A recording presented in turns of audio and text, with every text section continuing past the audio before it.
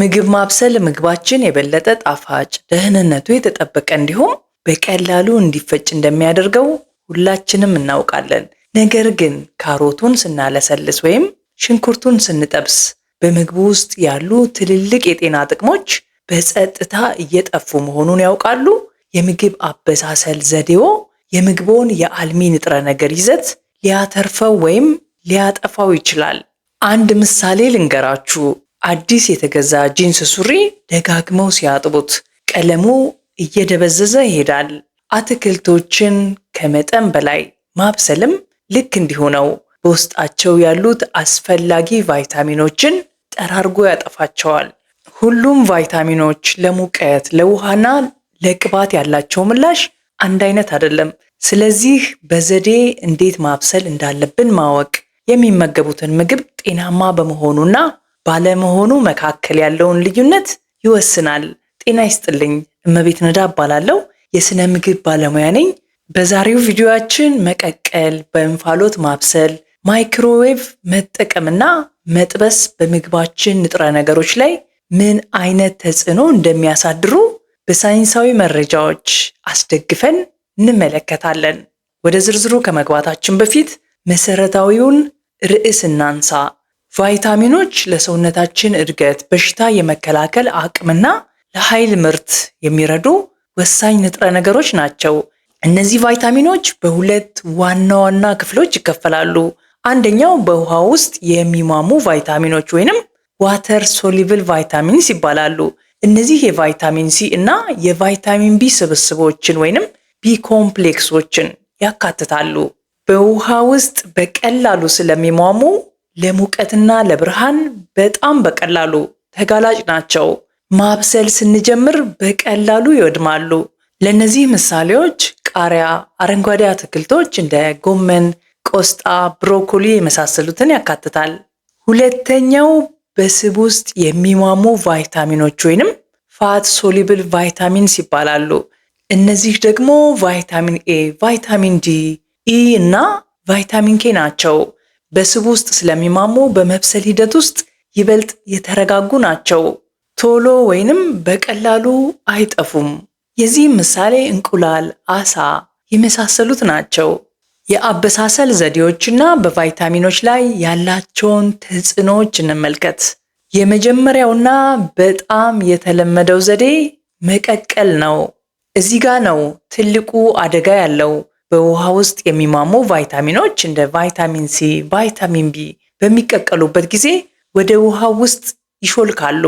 አብዛኞቹን ቅጠላ ቅጠሎች መቀቀል በውስጣቸው ያለውን የቫይታሚን ሲ ይዘት ከ33% በላይ እንዲቀንስ ያደርጋል።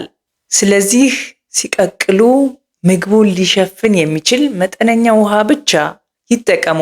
ምግቡ ለስለስ እስኪል ድረስ ብቻ ያብስሉት። ከመጠን በላይ አይቀቅሉት። ከተቻለ የተቀቀለበትን ውሃ አይድፉት። ለሾርባ በመጠቀም የጠፉትን ቫይታሚኖች መልሰው ያገኙ። እናስታውሶት፣ ሰብስክራይብ አድርገዋል? ሁለተኛው ዘዴ በእንፋሎት ማብሰል ነው። ይህ ዘዴ ምግብን በውሃ ውስጥ ሳይዘፍቁ በፈላ ውሃ እንፋሎት ብቻ ማብሰል ነው። ይህ ዘዴ በውሃ ውስጥ ለሚሟሙ ቫይታሚኖች በጣም ተስማሚ ነው። ለምሳሌ ስኳር ድንች በእንፋሎት ማብሰል ከመቀቀል ይልቅ በውስጡ ያለው ቫይታሚን በከፍተኛ ሁኔታ ይጠብቃል። ነገር ግን ይህ ዘዴም ፍጹም አይደለም።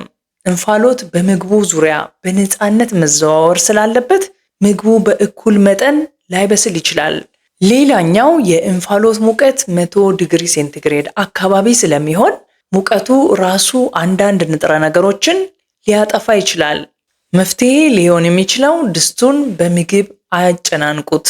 ምግቡን እኩል መጠን አድርገው ይክተፉት፣ እንዲሁም በአንድ መስመር ይደርድሩት። ሶስተኛው ዘዴ ማይክሮዌቭ ነው። ማይክሮዌቭ እንደምታውቁት የኤሌክትሮማግኔቲክ ሞገዶችን በመጠቀም ምግብን በፍጥነት ያበስላል። የማብሰያ ጊዜው አጭር ስለሆነና አነስተኛ ውሃ ስለሚጠቀም ማይክሮዌቭ የቫይታሚን ሲ ይዘትን ከመቀቀል ይበልጥ በተሻለ ሁኔታ ቫይታሚኖችን እንደሚጠብቅ ጥናቶች ያሳያሉ። ነገር ግን ማይክሮዌቭም የራሱ ጉዳቶች አሉት። ማይክሮዌቭ ምግብን ከውጪ ወደ ውስጥ ነው የሚያበስለው። ይህ ማለት የምግቡ የተወሰነ ክፍል ከመጠን በላይ ሲበስል፣ ሌላኛው ክፍል ሳይበስል ሊቀር ይችላል። ይህ ወደሚከተሉት ችግሮች ሊያመራ ይችላል። መጀመሪያው ከመጠን በላይ በበሰሉ ቦታዎች ላይ የንጥረ ነገሮች መጥፋት ወይንም መሞት ሊኖር ይችላል። አንዳንድ ክፍሎች ላይ ደህንነቱ የተጠበቀ ሙቀት ወይንም አስተማማኝ ሙቀት ላይ ካልደረሱ በተለይ ስጋ እና የተረፈ ምግብ የምግብ መመረዝ ወይንም ፉድ ፖይዝኒንግ ሊያስከትል ይችላል።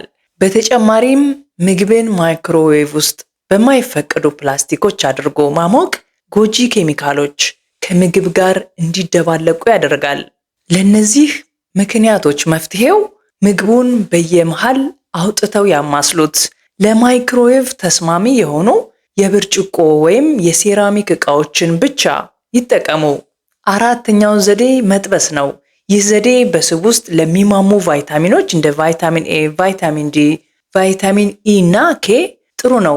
ምክንያቱም እነዚህ ቫይታሚኖች በሙቀት አይጠፉም፣ በስብ ውስጥም በቀላሉ ይሟሟሉ። ነገር ግን በከፍተኛ ሙቀት ምክንያት በውሃ ውስጥ የሚሟሙ ቫይታሚኖች ይወድማሉ። መፍትሄው ምግብ በሚጠብሱበት ጊዜ ጤናማና ከፍተኛ የሙቀት መቋቋም አቅም ያላቸውን ዘይቶች እንደ ወይራ ዘይት ይጠቀሙ። ምግቡ እንዳይቃጠል መካከለኛ ሙቀት ይጠቀሙ። እንዲሁም ልክ እንደበሰለ ወዲያውኑ ከእሳት ላይ ያውርዱት።